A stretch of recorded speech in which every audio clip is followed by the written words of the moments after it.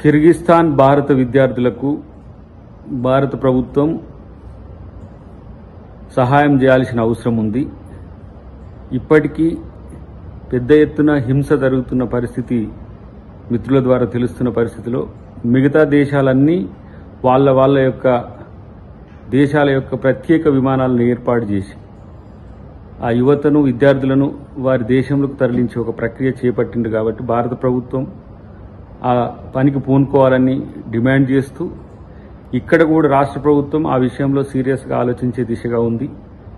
తెలుగు విద్యార్థులు తెలంగాణ విద్యార్థుల్ని రక్షించే బాధ్యత ప్రభుత్వం తీసుకుంటుంది. కానీ భారత ఎంబసీ సీరియస్గా దీని మీద రెస్పాండ్ కాకపోతే విద్యార్థులకు ప్రాణ నష్టమే కాదు, పెద్ద ఎత్తున భారతదేశం యొక్క పరువు కూడా పోయే అవకాశం ఉంటుంది. కాబట్టి ఇమీడియట్గా భారత ప్రభుత్వం స్పందించాల్సిన అవసరం ఉంది.